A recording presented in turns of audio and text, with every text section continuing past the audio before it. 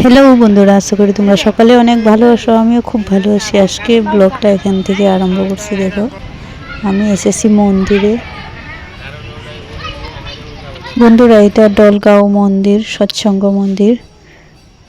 তাই এসেছি আজকে 9 নভেম্বর।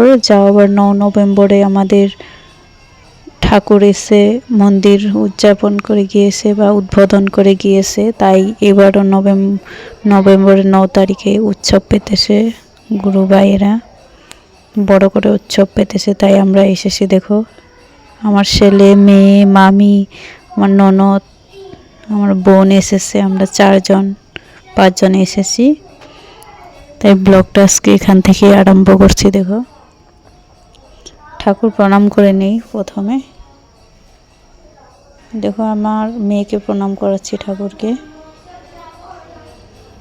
প্রণাম করিয়ে তারপর দেখো আমার ছেলেও প্রণাম করে নিল। ঠাকুর প্রণাম করে তারপর আমরা প্রণাম করা হয়ে গিয়েছে। এখন বাইরেটা ঘুরে দেখব। মন্দিরের ভিতরটা অনেকটাই জায়গা বড়। এখানে সৎসঙ্গ হয়তো, তাই মন্দিরটা অনেকটাই বড়, অনেক লোকজন হয়। দেখো, তারপর চারিপাশটা ঘুরে দেখছি মন্দিরের সাইডেও ঠাকুরের ফটো রেখেছে। ঠাকুরের এখানেও আছে ঠাকুর। চলো তোমাদেরকে দেখাই।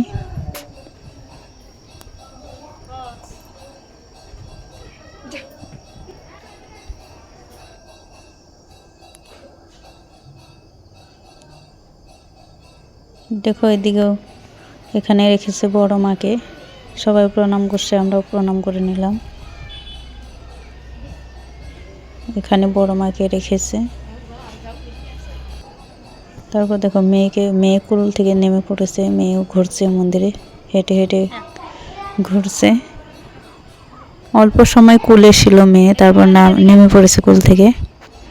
আমারও ভালোই হয়েছে, কুলে রাখতে হচ্ছে না। ও ঘুরে ঘুরে দেখছে মন্দির চারপাশটা ঘুরছে। দেখো, এরকম ছোট বাচ্চা নিয়ে এক জায়গায় ঘুরতে গেলে কুলে রাখলে যা অসুবিধা হয় সেটা বলার বাইরে। দেখো, মেয়ে ঘুরে বেড়াচ্ছে। কুল থেকে নামিয়ে দিয়েছি।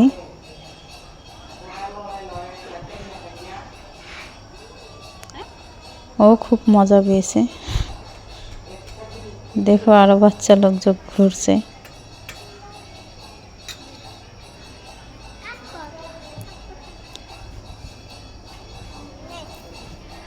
মেয়েও ঘুরে ঘুরে দেখছে। দেখো বন্ধুরা, তারপর এখন দেখো আমরা সবাই মিলে কীর্তন শুনছি বসে বসে, প্যান্ডেলের তলে বসে বসে। দেখো, আমার ছেলে বসে রয়েছে, আমরা সবাই একসাথে বসে বসে কীর্তন শুনছি। দেখো, আমার মেয়ে গুরু বোন পেয়ে গিয়েছে, তাদের সাথে খেলা করছে। এখন বেশি লোকজন নেই, সবাই প্রশাসনে ঘুরতে গিয়েছে। আমরা যাইনি, কারণ আমি ছোট বাচ্চা নিয়ে ঘুরতেও পারবো না, অনেকটাই দূরে যায়, হেঁটে হেঁটে যেতে হয়, তাই আমি যাইনি। এখানে বসে রয়েছি প্যান্ডেলের তলে মেয়েকে নিয়ে। মেয়ে খেলছে। দেখো, মেয়ের বান্ধবী পেয়ে গেছে, ওদের সাথে খেলা করছে। বন্ধুরা দেখো, মেয়ে কিভাবে নাচ করছে। মেয়ের বান্ধবীটা মেয়েকে এখানে ড্রেসটা চেঞ্জ করে দিলাম, কারণ সেই জামাটা যেটা পরেছিল সেটা ভিজে গিয়েছে, জল ফেলে দিয়েছে জামার মধ্যে। তাই সাদা জামা ভেঙে করে নিয়ে এসেছি, সেটাই পরিয়ে দিলাম।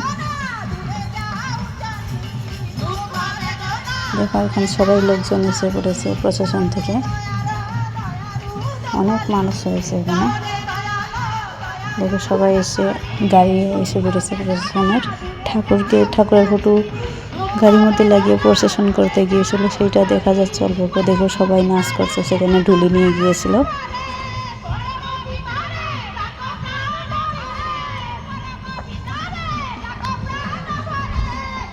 সবাই বসে বসে গান শুনছে, কীর্তন শুনছে। এখানে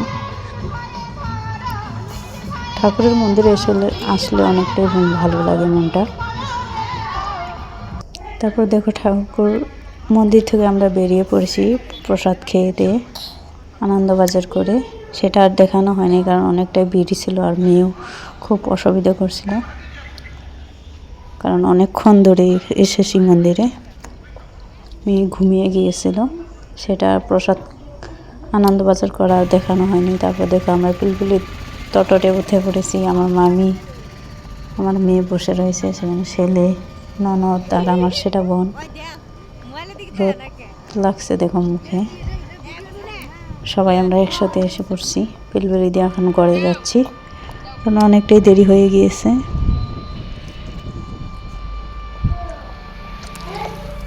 বন্ধুরা, এই ব্লগটা আমার দিতে দিতে অনেকটাই লেট হয়ে গিয়েছে। বন্ধুরা, ব্লগটা আমি এখানে শেষ করছি। দেখা হবে নেক্সট ব্লগে।